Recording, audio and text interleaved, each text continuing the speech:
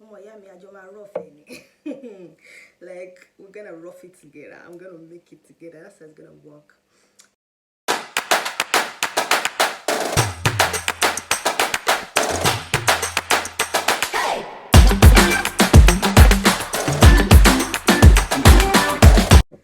Hi guys, welcome to another episode of Moments with Miss Arawa. My name still remains Damilola of God, Of God.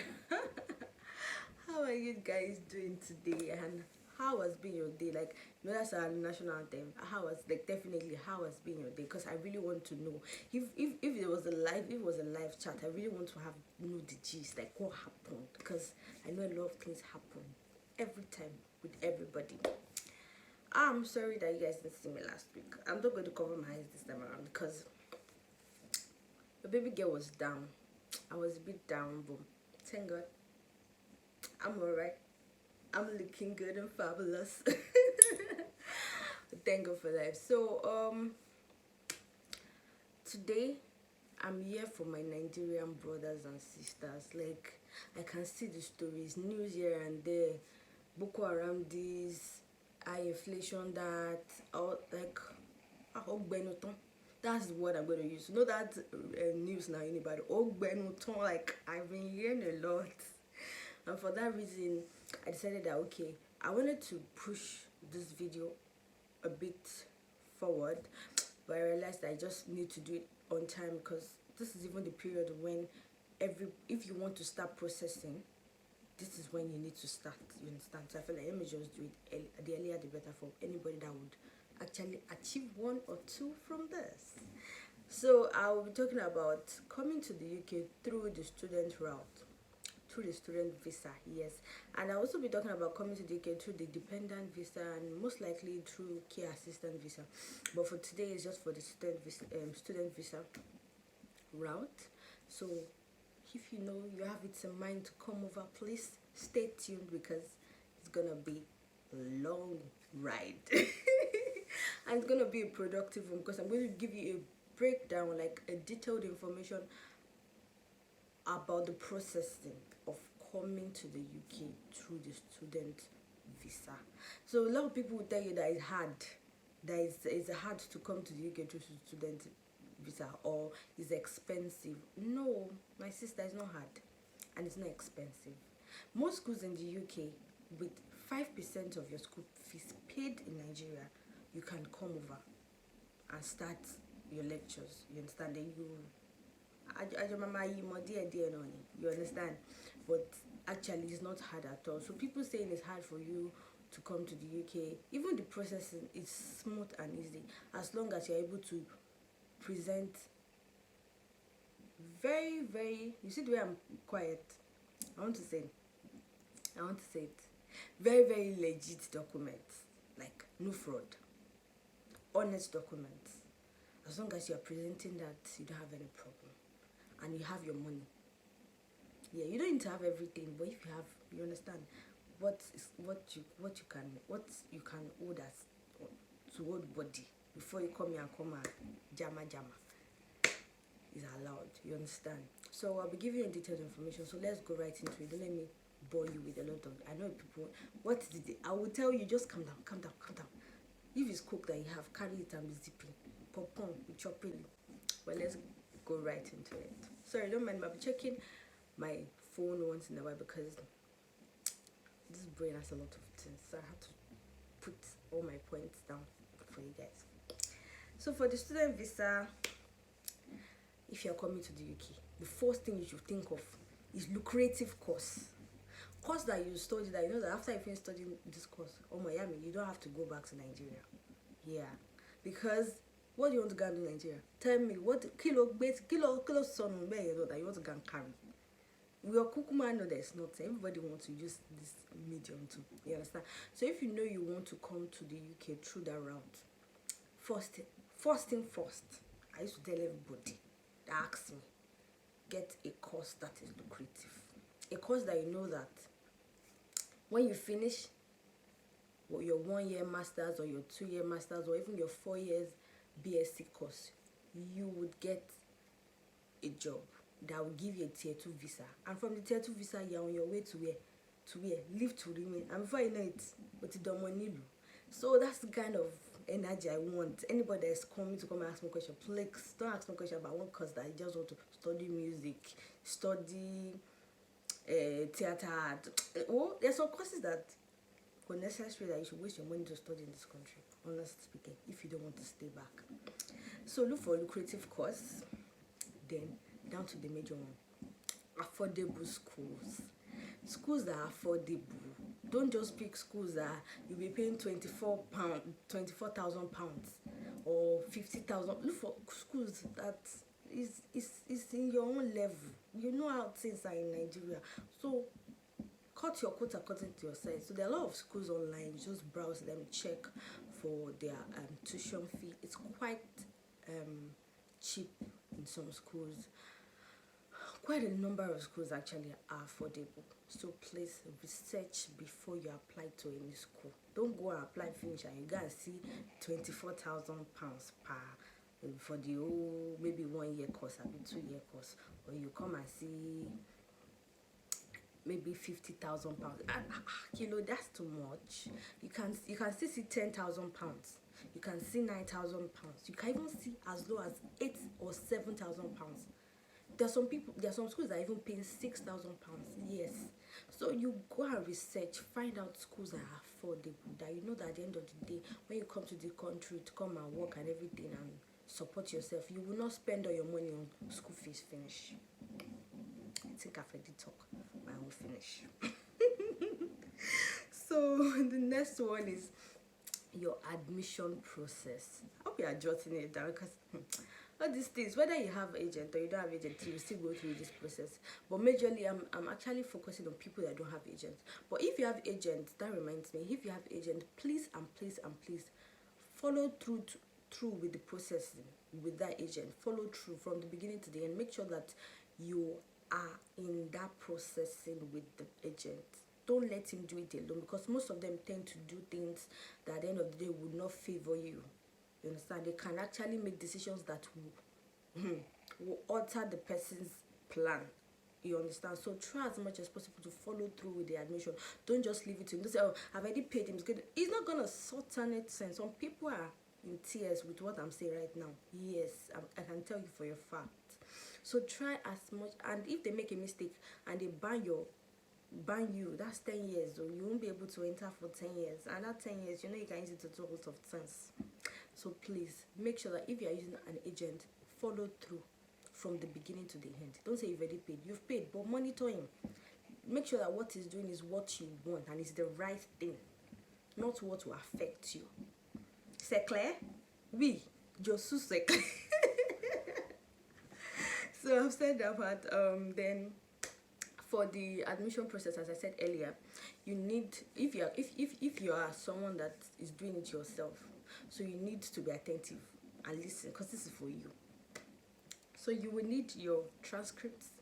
You need a personal statement or statement of purpose.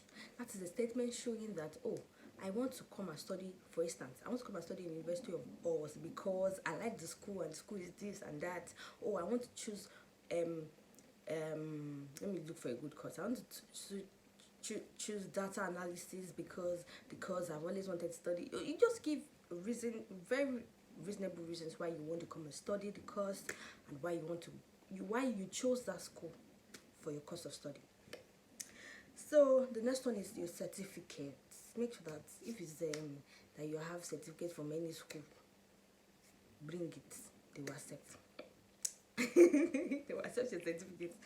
Then international passport. That one's like, that should be number one step. When you know you want to travel, that's when it should be like a regular something for you to always bring. So, and for some schools, they write IELTS. So some schools ask for it. They'll tell you that, have you written your IELTS, and you have to have probably like 7.0 or 9.0 or something. I'm not really, because I didn't do that, so I don't know much about that part though. So you have to find out about that too, and how to write it if your school requires. But majority of the schools in UK don't, because the level of English that we have in the UK is the same thing in Nigeria. So as long as you went to a school and in that school you studied speaking English, you don't really need it. It just depends on the school, and sometimes the courses.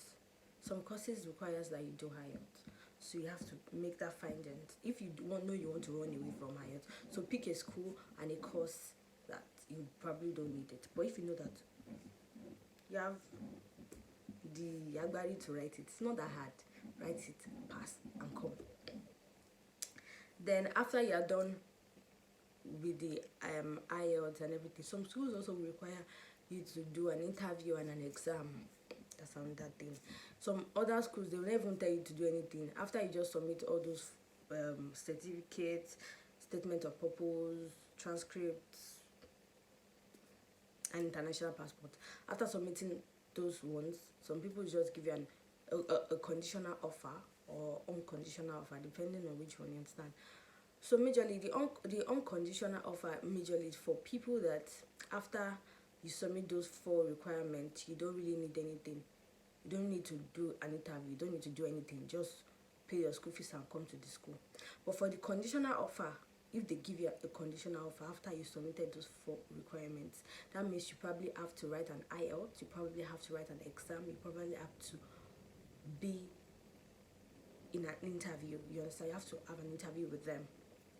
So if those are the requirements you have in your conditional offer, that means you have to prepare for your exams, prepare for your IELTS, prepare for your interview. It's really not that hard. It's as simple as ABCD. Just do it and come over.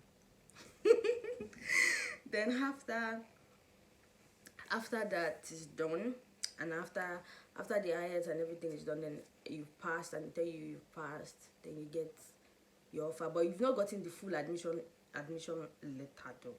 To me, it's still like an offer. You understand? So when you get the offer, the next process is you start waiting for your CAS. That is the confirmation of acceptance of studies. That is gongo. That one gongo is the admission letter that we are looking for. So in all those ones that you've been getting, any school can still withdraw their offer letter from you, their conditional letter, be whatever, they can still withdraw it. So that one is not. But the confirmation of acceptance of study is the major one that you need. That shows that okay, you've gotten your grant in that school. The school is expecting you, and with that CAS you can go and put in and apply for your visa. You understand? And most times as a student, if all your documents are right, you cannot be denied the visa, as long as you understand. If you have all your documents and it's correct and legit, you can't be denied. Only if our village people are pursuing the person. So when you get your CAS, let me do like this. Some schools will actually give you your CAS when you provide your proof of fund. Some schools after you provide it. You understand? It depends on the school basically, but majority of the schools in UK is before your CAS is given to you or sent to you, you have to provide a proof of fund. So the proof of fund is where a lot of people have issues, and that is you, like for instance, you're coming as a student and you're coming alone, not with a dependent, but alone.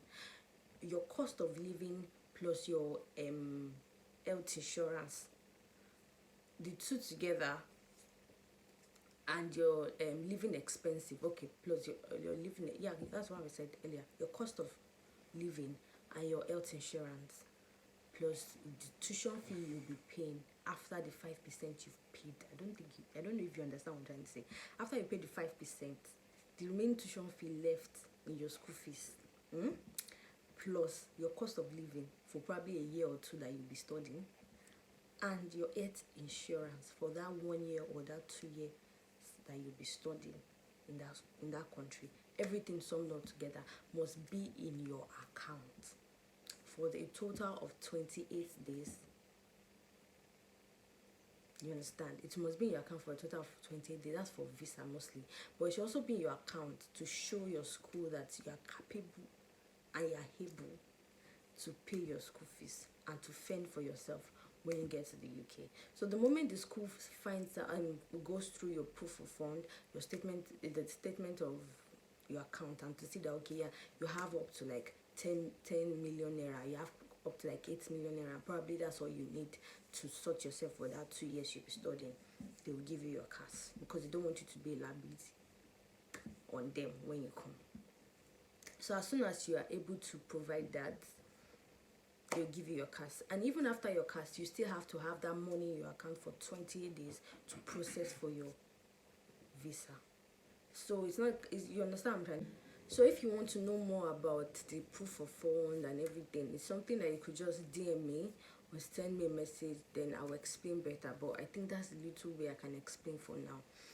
Then after having your proof of fund and your CAS is sent to you, that is what you need to present at TLS. That's the immigration office for the the UK immigration office in Lagos. That's what you need to present with other documents to apply for your visa. But before we get to that point, after you get your CAS, the next thing after getting your CAS is to book for your IOM. That's your TB test. That's it at IOM office. So you go there. You sometimes you can do a walk-in. If you're doing a walk-in, you have to pay extra money. But if you're not doing a walk-in, then you have to book on their website. But most of the time, the date they give to you when you're booking might be quite far. Sometimes it might even be a date after your resumption. So sometimes it's better for you to start booking even before booking for your TB before your CAS even comes out sometimes, or you pay to do a walk-in. You understand, to avoid all the long time processing and all. So when you're booking for your TB test, just carry your CAS and necessary documents they will ask you to carry along with you. Then you do your TB test. Then because that certificate you'll be getting from your TB test is one of the things that is required for you to take along with you to your TLS submission. Yeah. So that's one of the things you will need. So after you're done with your TB test and you want to apply for your visa form and to apply to fill your visa form and everything, while filling the form, when you're done filling out the form, just make sure that all the things you're writing in that form are very, very legit. Don't put fraud, don't put anything fraudulent there. Something you can't back up, don't write. Make sure that everything you are writing has a receipt. Let me use that word. So after you are done with that, then you make payment for your visa. So visa payments varies. There's payment for standard visa, that's for 15 days. There's payment for there's payment for priority visa, that's 7 days, and there's payment for super priority visa, that's I think that's 5 days, 4 to 5 days. Sometimes that thing does not work. You can pay for super priority and they will give you you get a reply on your visa probably after 15 days. It depends. It's just luck to me, because it doesn't really work. But majorly, if you know you can't afford the super priority and priority, just pay for standard. You can even get your visa response earlier than 15 working days, as earlier stated. So it depends. And another thing, when you finish all this thing and you drop all your, please pray. Put everything into prayer, because there's nothing prayer cannot do. After something every time, you've done your homework right. Pray, because all the witches and wizards in our places, you understand. I won't talk more than that. So as I said, after you're done with that, then you wait for this speculated time. You're told to wait on the visa you paid for. So if it's 15 days, wait for 15 working days, 7 working days, wait for 7 working days, 5 working days, wait for 5 working days, then you get your reply. And I'm sure it's going to be positive in Jesus' name. And when it's positive, before it even gets positive, that's what I used to do. That's where my faith comes in. Before it even gets positive, start believing that you are already there. Start dreaming and seeing yourself outside the country. If possible, take a step of faith. Start buying things that you need to travel. Yes, start packing your load. That's how I went. That's how I did my own, actually, and God came through for me. So you start having a step of faith and believing that you would actually travel. Then you try and start booking for flight tickets, cheaper ones. Look for website like Waka Now. There are quite a number of places where you can book for your flight ticket. So book for your flight ticket and book for affordable ones. That's it. And pack enough Nigerian food. That's one. I will overemphasize it. Pack enough Nigerian food. You might be someone that doesn't even like Nigerian food back home, but when you get here, 1 month last time, you will be craving Nigerian food like hey, my sister, my brother, pack Nigerian food, and there's a way you have to pack it. So I think maybe another video I will actually talk about it, because I don't want to bore you guys with all my conversation. I hope I've been able to explain in details student visa processing all the way from Nigeria. I think I've been able to explain it. So if you know you have it in mind that you want to come over this September or January, whenever the admission is, and you know you want to still come and school in the UK, please watch this video, follow everything I said to details, because it's something that I have first-hand information about that I'm giving you. You understand? So please follow it to details. And if you're using an agent, please put that agent's name into prayer, number one, and follow the agent's process to details too. You can also make mistakes here. It's not like you use yourself, but it will pay you more if somebody makes a mistake that has to do with your life. You understand? It will pay you. So guys, I hope you've been able to learn and gotten more information about coming to the UK. It's not stressful, and it's not expensive. So don't let anybody deceive you. There are ways at which you go about these things, and before you know it, we are here together, jamming, and succeeding together. Thank you guys for watching my YouTube channel. Thank you for this subscription. How many do we have? I think we have 64 or 65. We're not up to 2 months, so I want to say big thank you. And for the people that just come, carry my information, just watch it, they will not subscribe. It's not good. Because they're paying now. It's not good. You will not have to pay 10 naira to just click subscribe like that. You don't need to pay anything. It's free of charge. So please, if you've been watching all this while and you've not subscribed, hey Joe, help me to subscribe. It's free of charge, and God's gonna bless all of you as you're supporting my handwork. So thank you guys. I hope you've been able to get a lot of information and learned a lot of things. And I think I would also talk about the dependent route probably in another video, and maybe the care assistant route too. So for now, this is just for student visa. So if you know you have it in mind to come over as a student, see you in September. See you guys in September. Yes. Let's start prophesying in advance. See you guys in September. I love you guys. Thank you so much, and God bless. Have a fabulous weekend. Yeah.